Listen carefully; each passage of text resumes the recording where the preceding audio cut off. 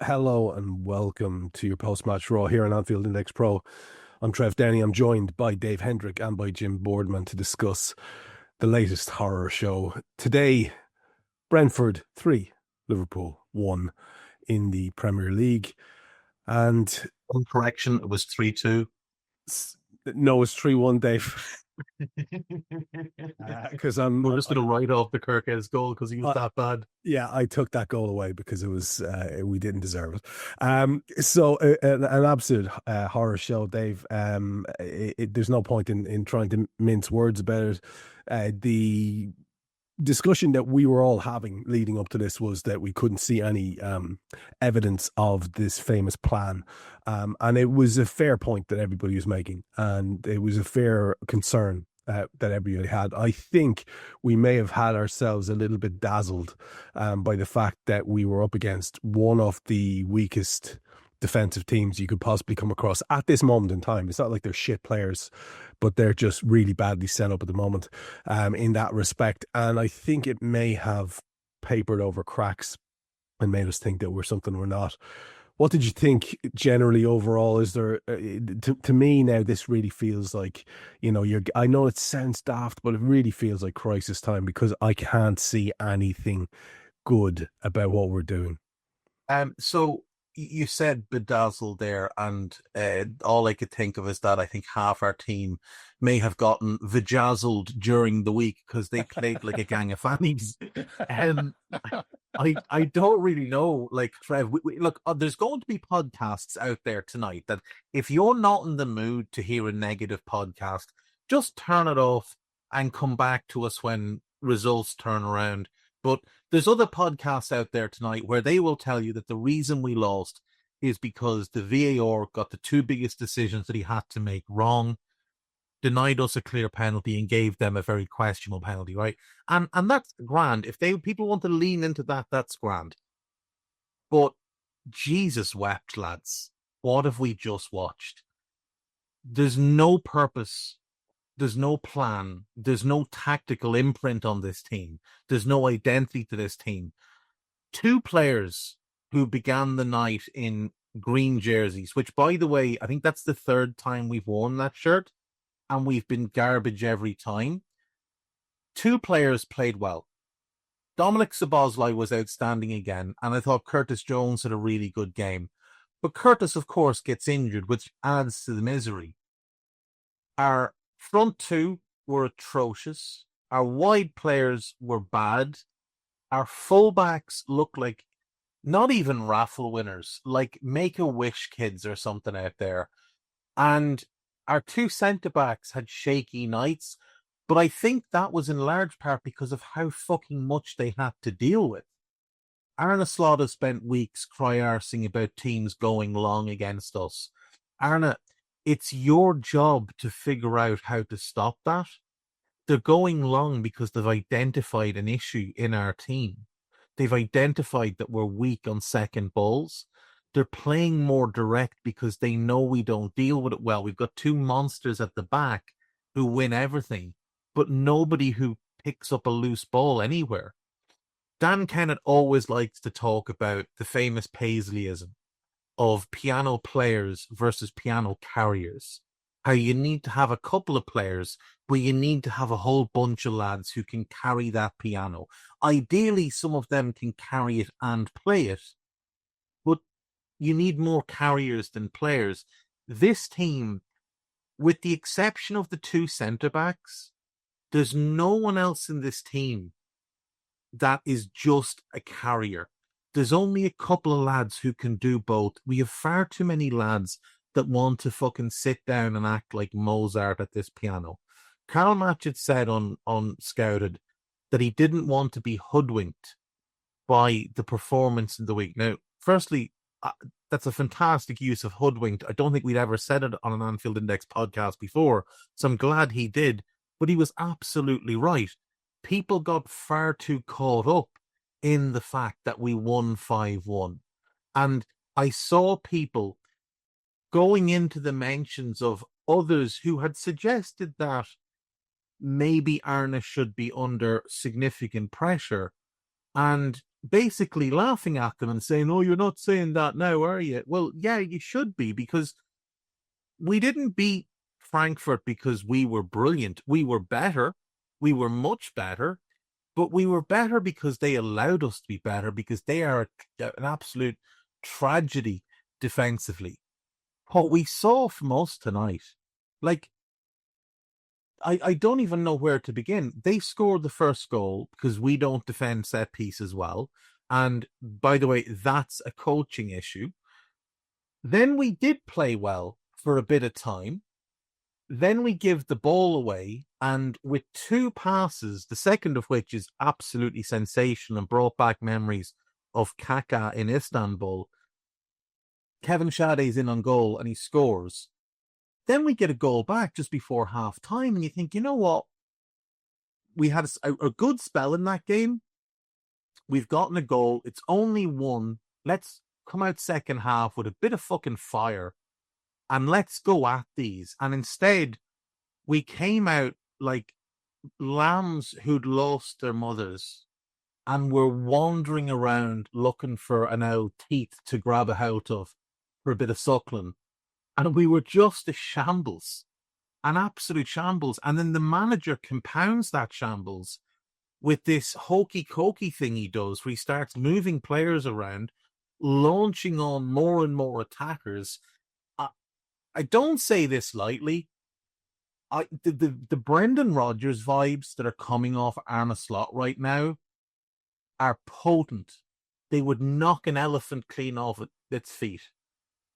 It is so brudge, no defensive structure, no attacking game plan. Plan B is just launch on a load of attackers and hope for the best. And then plan C is let's throw a big fella up front and pump it into the box, though we won't bother with accuracy or players running off that big fella. And then there's no accountability in the press conferences. There's just excuses. And excuses are not acceptable at this club.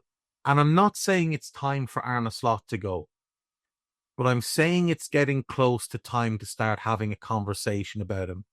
I'm saying it's unacceptable for this club, who've just won a league title, gone out and done what we did in the summer, to be sitting here in not even the dying embers of October. Like, there's still a week left in this month, and we are out of the title picture. And our next 4 games are Crystal Palace, Villa, Real Madrid, and City. And I saw someone say Haaland and Mbappe will have a field day against this team. Mateta and Watkins will have a field day against this team. Forget Haaland, forget Mbappe. Those are going to be nightmarish for us. We are a shambles right now. And as I've said before, if every part of the team is broken, it's on the manager. It's not on anybody else. And if the team looks like they lack motivation, that's also on the manager. That's part of his job. Jim, as we look at the table, we've gone from a situation where we had, a 4 or 5 point lead to now we have the ghastly spectacle of Manchester United being ahead of us in 4th place with a point more on the same games played. We languish 4 points behind the leaders, Arsenal, who have a game in hand. So you're looking now at you're looking at a situation where there's a 7 point lead for them at the end of this weekend. That is not a little bit of a, dodgy spell. That is a slump of spectacular proportions. And we talked about whether or not we were sort of papering over cracks with our last minute winners and stuff like that at the start of the season. And it appears increasingly that that's the case, because we were quite shambolic defensively from minute 1 this season. And it's just getting worse. There is no steel in the midfield.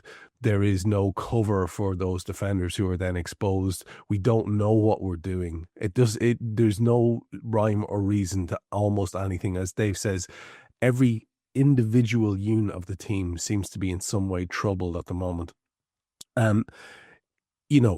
We try to be sensible on this show, Jim, but you can understand why people would go from you know, like I was thinking, this is a fantastic, we've done so well to find this guy.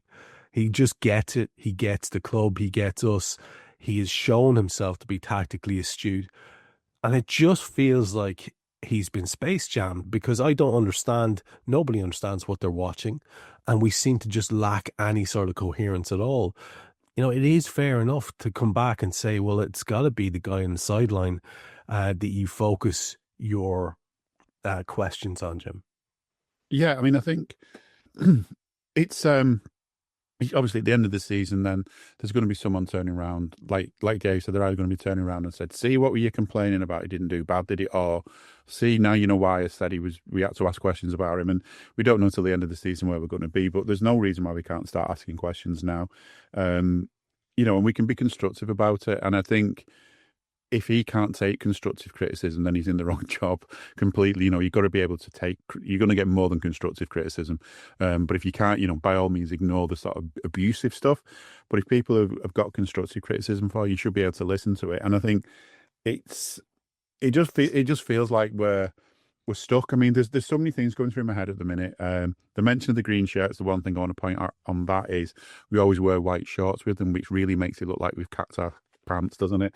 Because we got those, it was pretty obvious. But I think, yeah, the other thing I'm thinking is, see, Slot may well be the manager, and he's the person who the book stops with, and he's the person who chooses the team that he has around him. And I don't know, it feels a bit like when Rafa lost Paco, it kind of broke things with Rafa for a bit. And depending on your point of view, Rafa, some people say he never was quite the same again, and some people say, yeah, he got back there in the end. But there was definitely an interruption, and you know, Slot lost one of his lieutenants in the summer. Has that made a difference? There's loads of little things we can look at, and if the people around him aren't giving him the information he needs, that to me is a bad sign as well. Because me saying about constructive criticism, to me, if you're the manager of a Premier League club and you've got assistants and other coaches around you and analysts around you, you sit in a meeting with them and you have a talk about things and you get things pointed out to you and you have a listen and you either have a good answer for it or you actually say, oh, right, maybe you're onto something here. But I just don't feel... He mentioned the other day about how the Frankfurt... I think he said that, I can't remember. He said about a manager swapping notes. I can't remember the exact quote now. Managers swapping notes with each other on how to beat Liverpool. But you don't need to swap notes. You can see how to beat Liverpool. Right, the Reds, it's Jack here, and that was a clip from one of Anfield Index's audio podcasts. If you have enjoyed the video, make sure you do like, share, and subscribe to keep up to date on all things LFC. We record around 100 audio podcasts every month, with our shows featuring match-going fans, top journalists, professional analysts, and even Liverpool legends along the way. With the Great Dane himself, Jan Molby, joining us every single week. If you want to listen to all our podcasts for free, head over to anfieldindex.com/podcasts. Our audio shows are available wherever you get your podcasts. Just search Anfield Index. Or if you prefer to listen to all our podcasts in full and without any ads, why not head over to AI Pro today to check it out now at AnfieldIndexPro.com. If you want to get involved in the great growing community of Liverpool fans, check out the Anfield Index Discord. The link is in the description. Do get involved with that, from Reds around every corner of the globe. For now, Reds, hope you enjoyed this video.